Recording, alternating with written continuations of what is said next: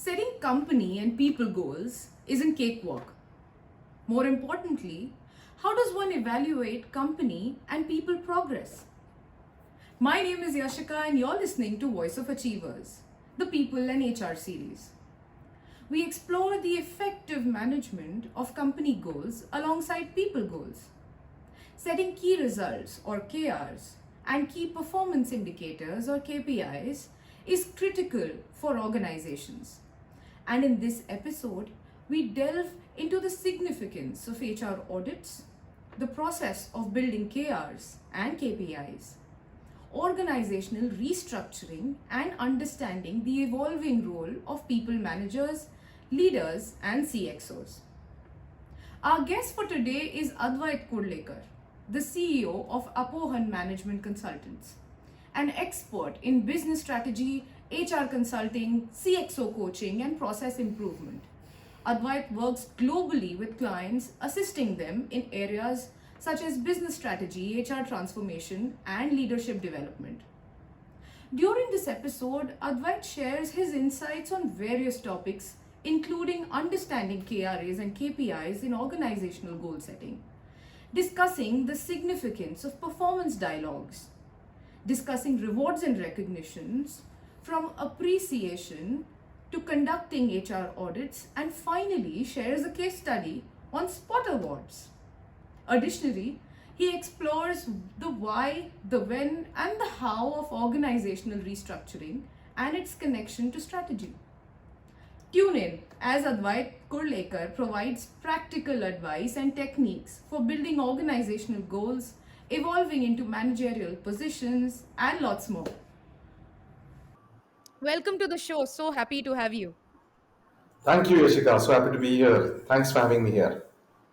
So we are again at that juncture, and it's beginning of the financial year, and every year, every quarter, one begins with setting organizational goals, setting individual department goals, and then thereafter leadership goals and people goals.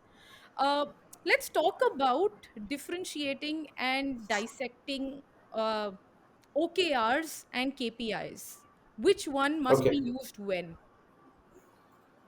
Yeah, that's a fundamental and a very great question that you've started with, because there's a lot of debate and a lot of misunderstanding in terms of what OKRs are and what KPIs should be. Yeah.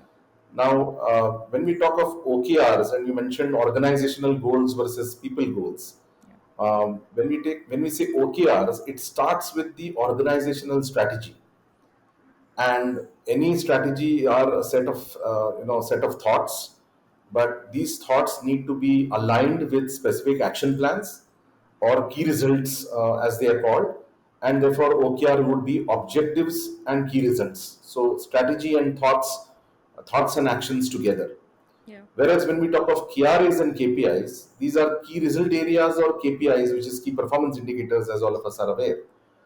But the real challenge is that most of the organizations have looked upon KPIs as just as a means of control, means of evaluation, means of appraisal.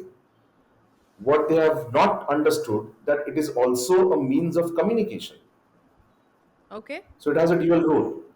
So if you have OKRs, which are at the organizational level with thoughts and actions aligned together, at the end of the day, when we are thinking of business strategy, who is going to implement your strategy? People are going to implement that strategy. Of course. Senior people sort of strategize, and the next level implement that strategy. Yeah. And therefore, there has to be some kind of alignment between organizational priorities, organizational objectives, organizational goals, and people priorities, people objectives, and people goals. And Right. that's where this whole OKR and KPI come in play. And Right. when I say KPIs are also means of communication, let me explain why I'm saying this.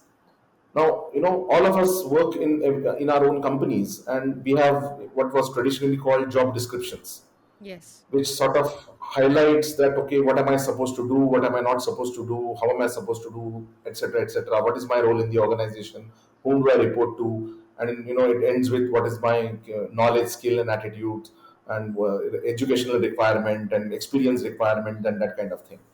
Right. Now, traditionally the whole thing is that I get paid my salary to deliver what I'm supposed to do in my job description. But there'll be, colloquially we say that I do thousands of things. Yes. Now, as a professional, as an employee, to expect that my boss will evaluate me on all those thousand things is perhaps wrong. Hmm. Which means that of these thousand things, which are the, in our view, top 4 or 5 max, which are most important, key performance indicators around which my evaluation should happen. Right. And that's where the communication part comes in. That my management is telling me, Advait, you are employed to do these thousand things, but these 4 or 5 are most important. And again, I'm highlighting this 4 and 5, 4 or 5, because I've seen organizations having 25 and 30 KPIs. Correct. That doesn't work. Yeah, when we say key performance indicators, it can't be 30, Right. it can't be 100. They So have how to be many? maybe How 4 many, or 5. Advait? 3, 4, or 5. Yeah. Max 5, max 5 with weightages attached. So what we call is RMI. Right. These KPIs should be R, which is relevant for the kind of work I'm doing. M should be measurable, and there should be some kind of relative importance. Even Right. if I have 5 KPIs, I can't have 20% each weightage, because then there's no communication, there's no focus. Yeah. So in a very ideal world, we would say 40, 20, 20, 10, 10. Right. Which means one KPI is the most important of the thousand things I do. Next two are the most important next ones, and the next two are relatively again, the least important. That is the ideal kind of scenario, but it doesn't happen. What can we do to make it happen? Uh, we have to be ruthless about what is most important for me to deliver my job. And so that's why start with 4, you'll end up with 5, at best 6. Hmm. So say that I don't want more than 4 KPIs. Right. Somewhere there will be an overflow of 5. Very stray cases, there will be an overflow into the sixth KPI. But you start with 3 or 4, that's a great starting point. So when And again, you have to be ruthless and focused, so laser focused in terms of.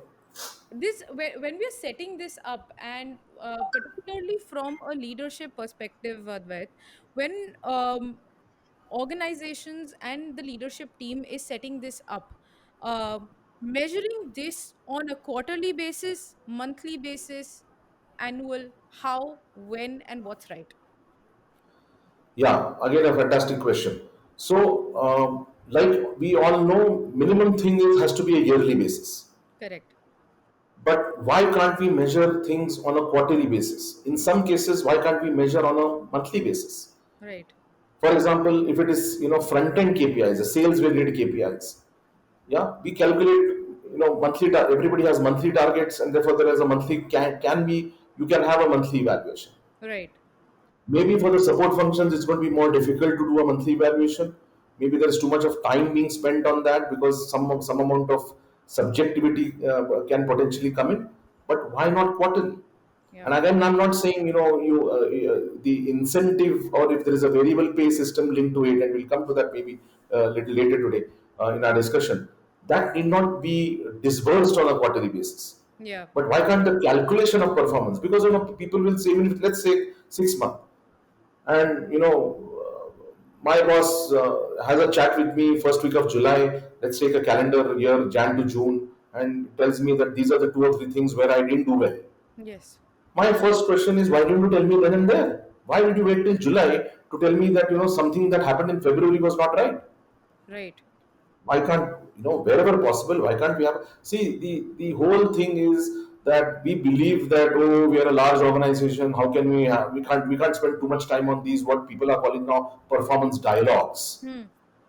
But if you look at it, I mean, I might be TCS with 5 lakh people, but as a manager, at best I'll have 4, 5, 6, 7 people reporting to me. Right. If this is my team, can't I spend 10 minutes with each one of them at least once a month? Yeah. I mean, I can go down with them for a cup of tea if I'm that kind. I anyway go out with them for a fag or something like that. Why can't I have a formal sit down kind of discussion with them, even 10 minutes a month? I can't imagine any manager to say that no, no, I don't have time for my team. 10 minutes a month. Maybe an informal setting. doesn't matter, right? Informal is also fine. Yeah, yeah. That's why this they call it performance dialogues, right? Informal is also fine, but it needs to get recorded somewhere. Therefore, I'm saying a formal kind of thing. Got it. See, a lot of people say that, look, I talk to my team maybe 20 times a day. Why do we need to sit formally? Yeah. But talking to them 20 times a day, talking shop versus talking to them as a leader, as a manager, even 10 minutes a month is very different.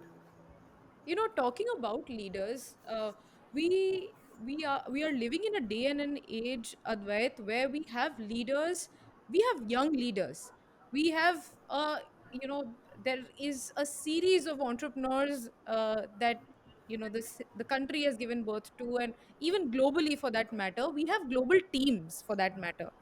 Um Especially when these young leaders are working with more experienced team members, older Yeah. team members, so to say, or more seasoned, if I may call them.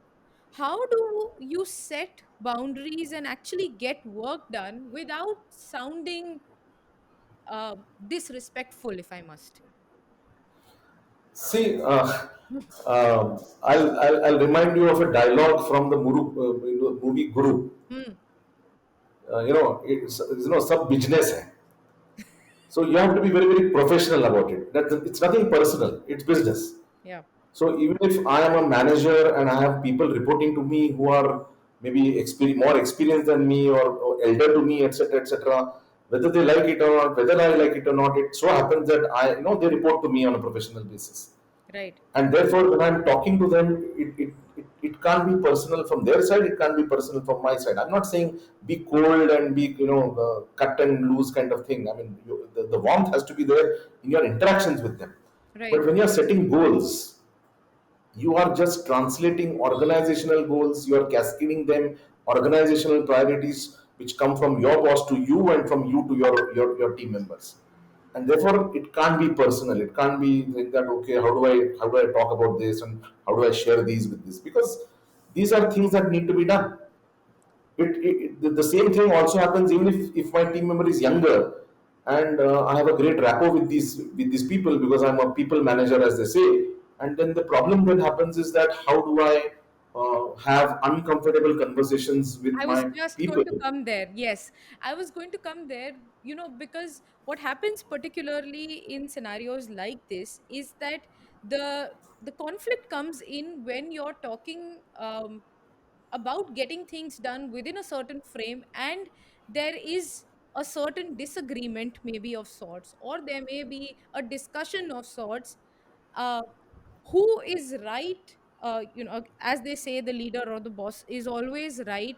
However, when this conversation or this crucial conversation takes place, how does one tackle the age gap or the age barometer, if one must? Yeah. So I think as Indians, it is very difficult for us culturally to separate out personal and professional. Yeah. And that's where the challenge is. Yeah. Just because I have a great rapport with you personally, why can't also I have a great rapport with you professionally? And if I have to have that great rapport with you personally, then I need to also be comfortable doing these uncomfortable conversations with you. If it means that I'm not happy with something that you have done, without having to fear that, oh, now it's today afternoon and we're having this uncomfortable conversation, and before this happened anyway we were supposed to go out for a drink in the evening, so now what about that? Yes. I have to separate that out, and the onus rise with both sides. And again, the age, experience, etc. should not come. It's a professional relationship between it's like a mentor mentee, or a person reporting to his or her line manager. And it is great to have personal rapport, Yep. but it is also important to be very, very clear in terms of professional. My personal thing will not affect, because tomorrow, let's look at the other side.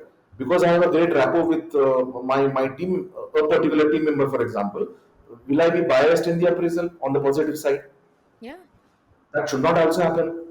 And I should not negatively also saying that that I don't have a great personal rapport, but professionally that person is doing great. Should I have a negative bias just because I don't do gel well with you? Yeah. Yeah. So we are very, very uncomfortable as Indians that, I can be, if professionally we are good, then personally also we need to be good. Yeah. That's a wrong assumption. Hmm. I can be great with you personally, but I may not want to socialize with you. Hmm. And the other way around, that I can have a great personal relationship with you, but professionally we don't gel well. In the event that there We, is a conflict, Advait, in such a scenario, how does one work around it? uh, best way is be forthright, be communicative. Hmm. Don't hide me. Don't beat around the bush. Don't hide behind any kind of semantics or kind of thing. Best is to have a dialogue Wonderful. and be very clear that this is strictly on a professional basis. And if you're having this uncomfortable conversation, then it is your responsibility that you sort of patch it up with Hmm. a great personal kind of thing, so that that person is also comfortable saying that, oh, that was different, this was different. Yeah. When we're talking about appraisals, Yeah. let's bring in rewards and recognitions, and let's bring in appreciation. Uh, Okay. Rewards and recognition, of course, involve financials and commercials. Uh, Yeah.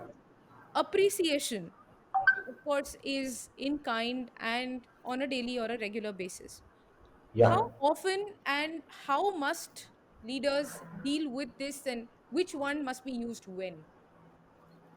Yeah. So let's get the appraisal out of the discussion, because appraisals more often than not happen once a year. Of course, It could yes. be a calendar year, could be a financial year. That's part. Let's look at the other side of the spectrum, which is appreciation. It should happen as and when you feel that it needs to get, the person needs to get appreciated. Right. Having said that, I am, what should I say, slightly contrarian view.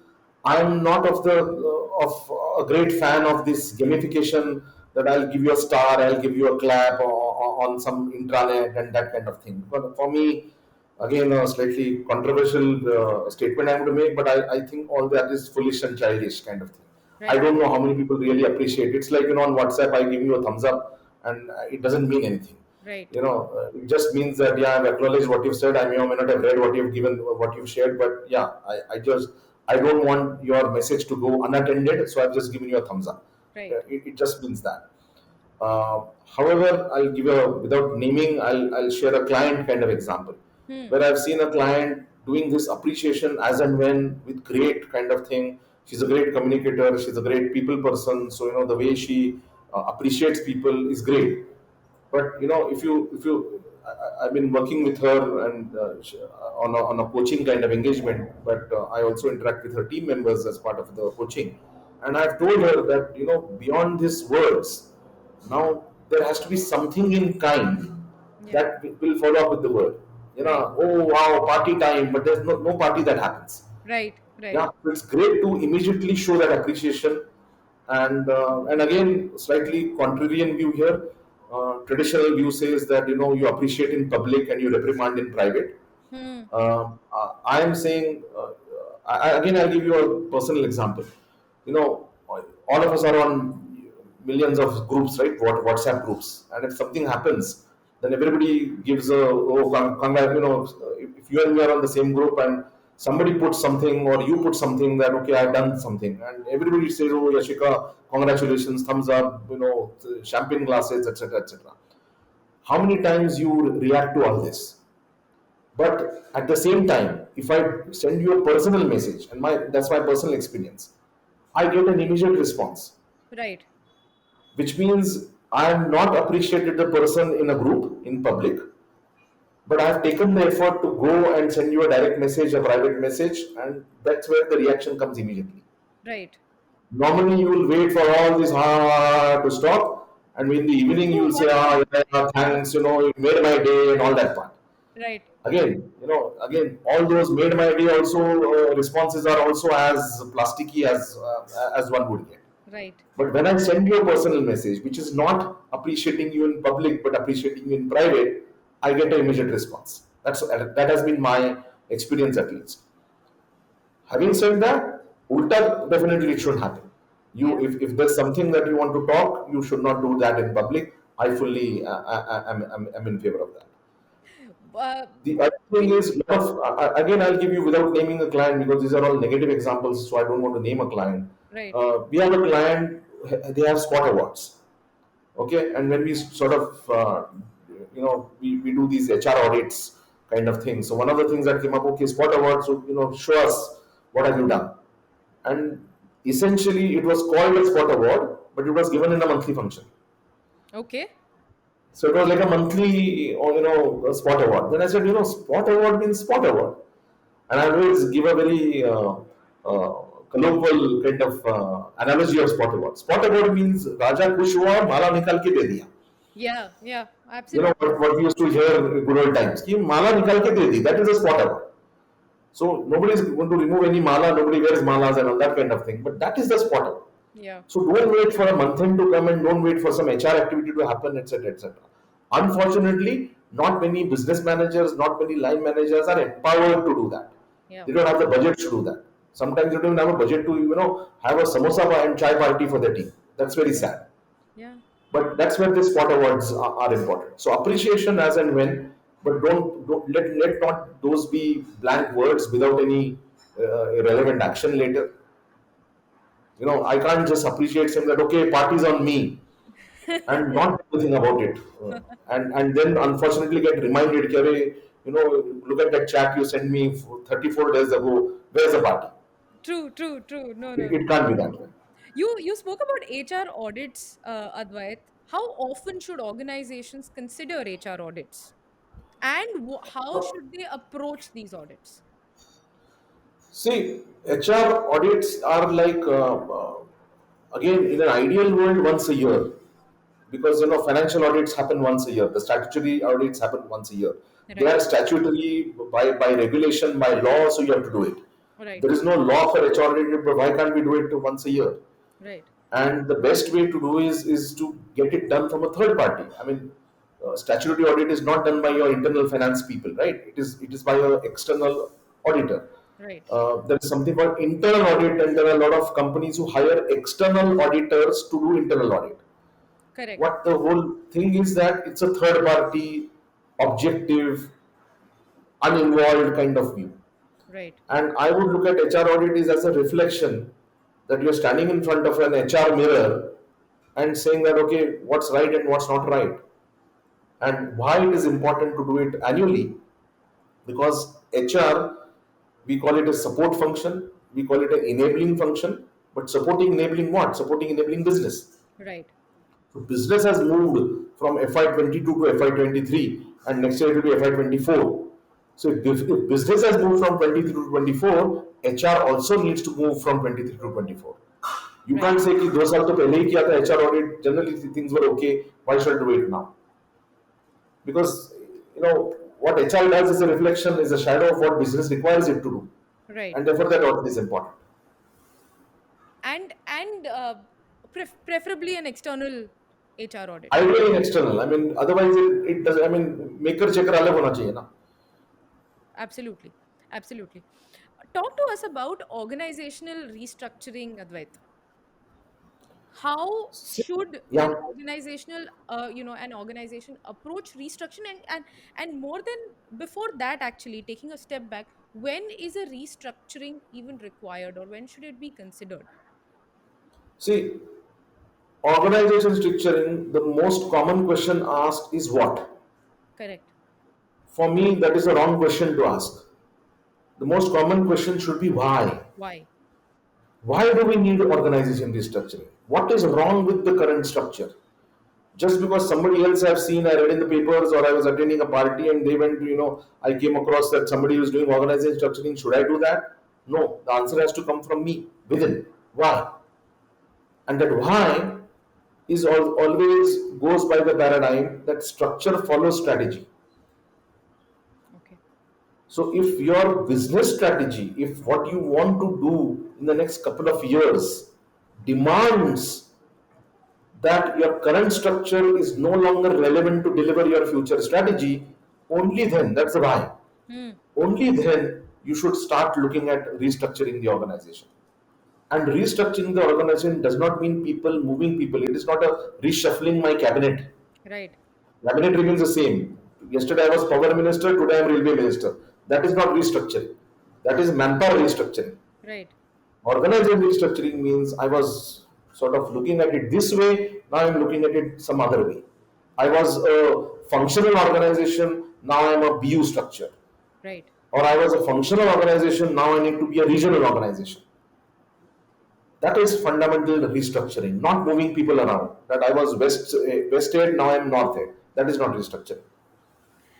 And because you've been coaching multiple uh, leaders at the CXO level as well, what are the two or the three most important factors for you or according to you in order to step up within from a a mid-level role to actually a CXO role, or rather prepare yourself for a CXO role?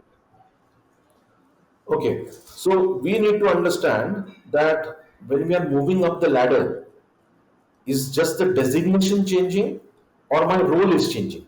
Hmm. I was a manager in finance. Now I've spent 3 years, I've done an above average job, so I've got a senior manager finance role.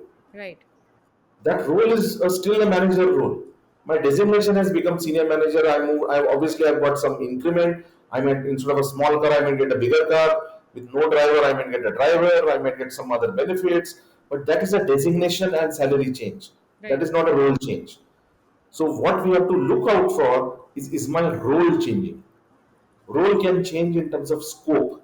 Role can change in terms of responsibility.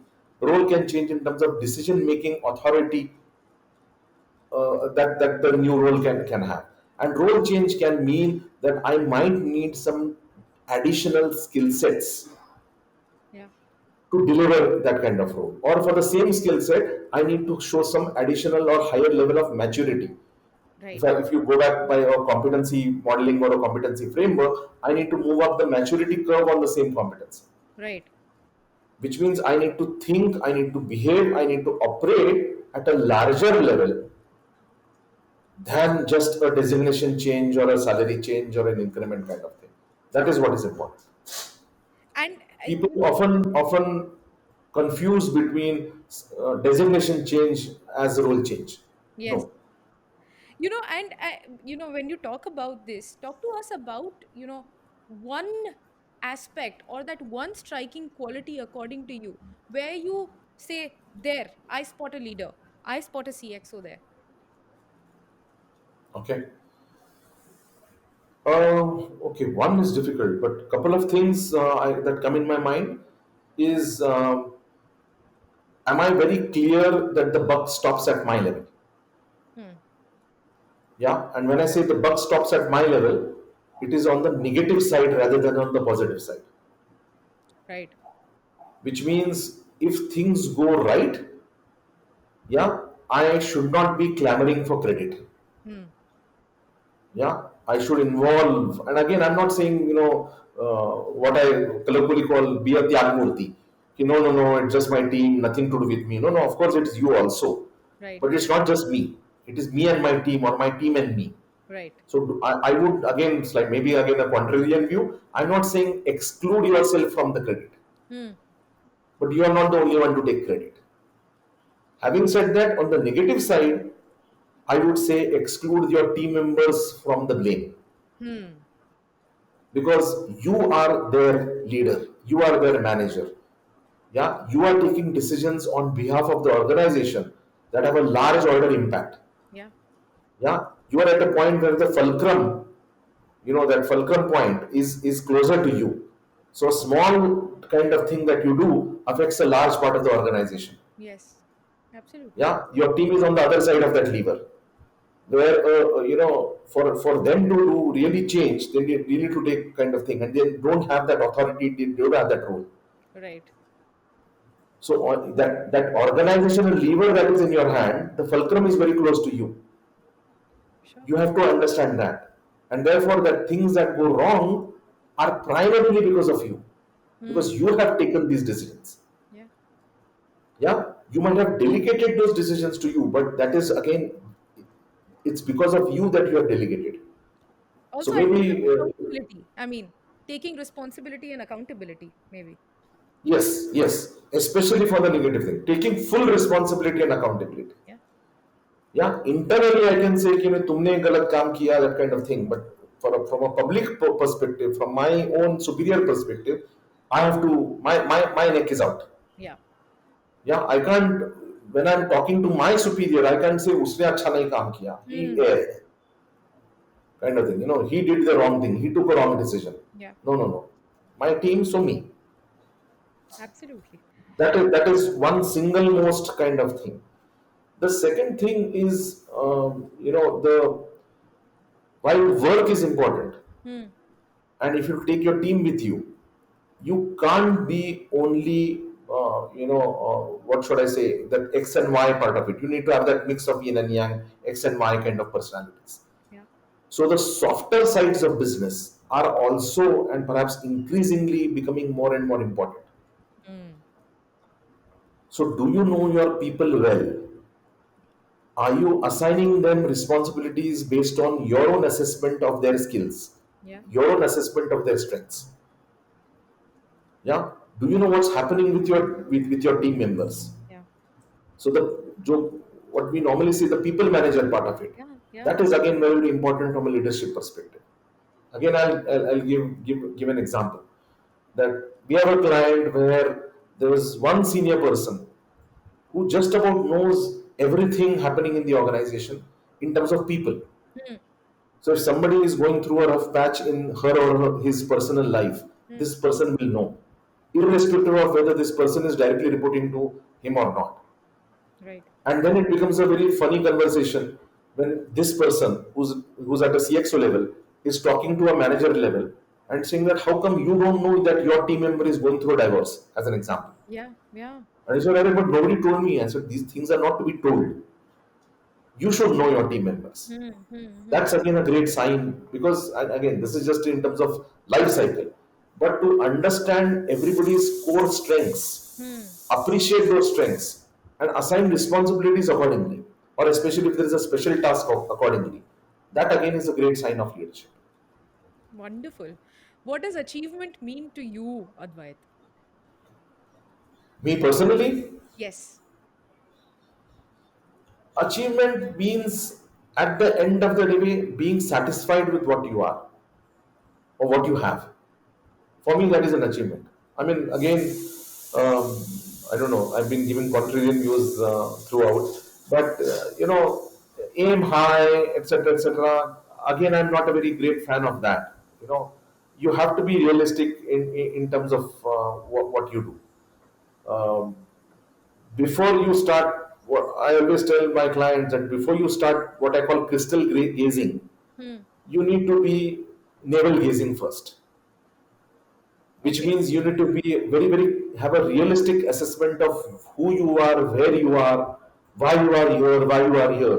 And there are two connotations to that. Why you are here means why you are here. That means, you've already achieved something. And next, why you are here is why you are here and not here. Yeah. That is a realistic assessment. Without this navel gazing, that crystal gazing has no meaning. That sense of achievement, that my target, my dream, my vision has no meaning. Yeah, everybody's target is that okay, I want to reach on the top of the mountain. I want to summit that peak. Hmm. But for that, I need to be very clear that okay, if I have to climb Everest, okay, can I do Parvati to start with? Yeah.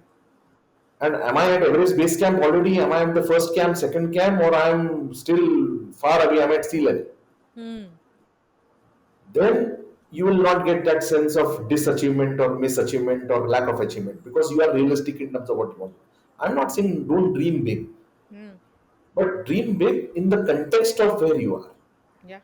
Otherwise, it's just disappointment for you, because you are at sea level and you think that you want to climb Mount Everest in the next 1 month. That is not going to be possible. So, the giving yourself a reality check and therefore being satisfied with every small thing that you do is achievement for me. Brilliant. Thank you. Thank you for your honest views. And actually, thank you for breaking this down for us.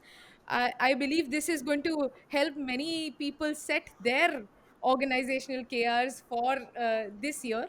Thanks I for hope being on so. the I hope show. so. And my apologies for all the contrarian views. People may or may not like them, No, but those of are my course. views. I mean, views make us and views change. So lovely, lovely having you. Thanks so much for your time and this conversation, Advait. Lovely having you. Thank you so much, Yashika. Thank you.